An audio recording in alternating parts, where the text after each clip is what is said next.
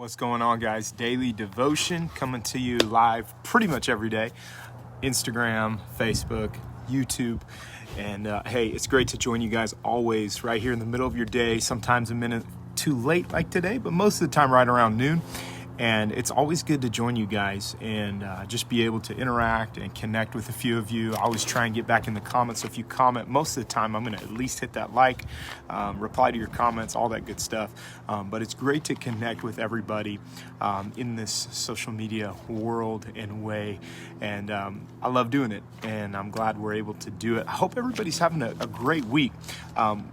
First off, we got a lot of great things coming up at Coast this week. So tonight, the current youth girls will be meeting, and they're meeting from 7 to 9, I believe, tonight. All girls meeting. They're gonna have a great time. Gonna have a good word and good fellowship with the girls. And then tomorrow, Coast men and young men can be there as well. It's gonna be at 9:30 tomorrow morning, both at the Coast House, and then of course Sunday 10 a.m. Coast House online. It's just gonna be fantastic. So let's jump into the daily devotion today. I'm going to try and keep this one short. It's Friday. So what do you do when you're stressed? Has anybody been stressed lately? Feel that stress rising up? What are your sources of stress? Job, kids, relationships, anybody got a new puppy, anything like that.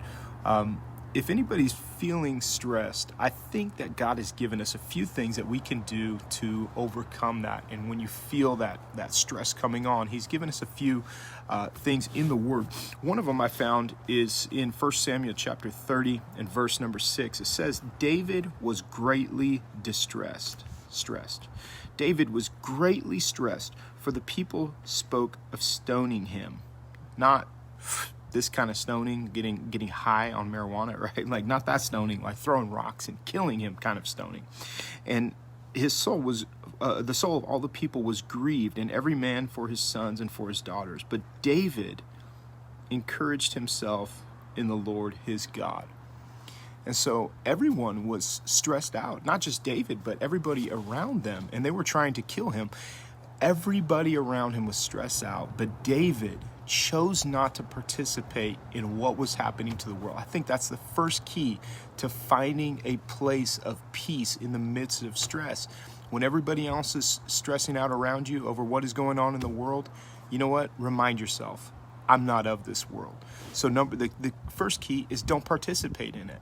Everybody's stressing out about what's going to happen in the election. I'm not saying don't vote. Vote. You should vote. Vote your Christian morals and ethics.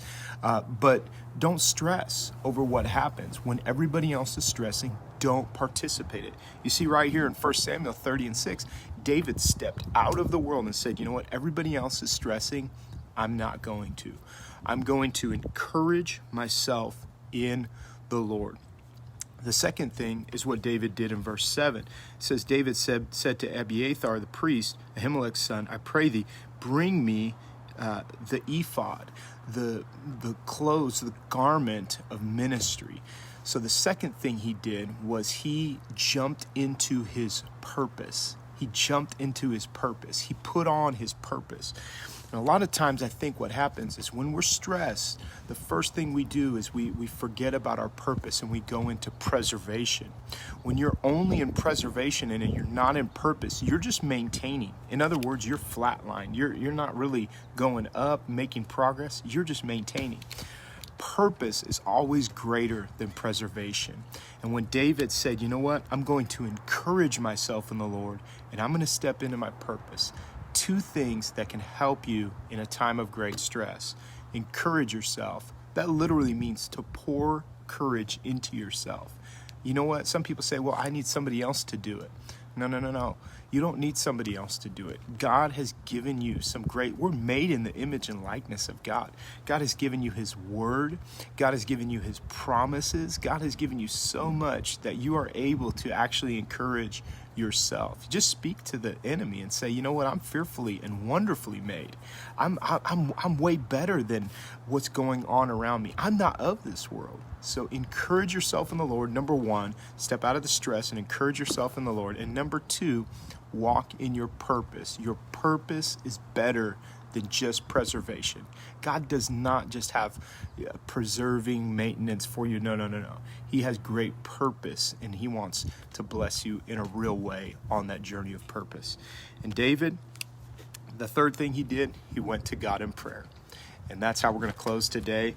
We're going to go to God in prayer, and I hope that maybe you could take some time where you're at. If you're in your car on your lunch break, if you're at home watching this, wherever you're at. Maybe you're watching this on Monday or Tuesday, maybe you're watching this at nighttime, wherever you're at. Take a moment and say, you know what, God, I'm going to encourage myself in, number one, I'm going to encourage myself in the Lord. Number two, I'm going to step into my purpose. God, what are you wanting me to do? How are you wanting me to serve others?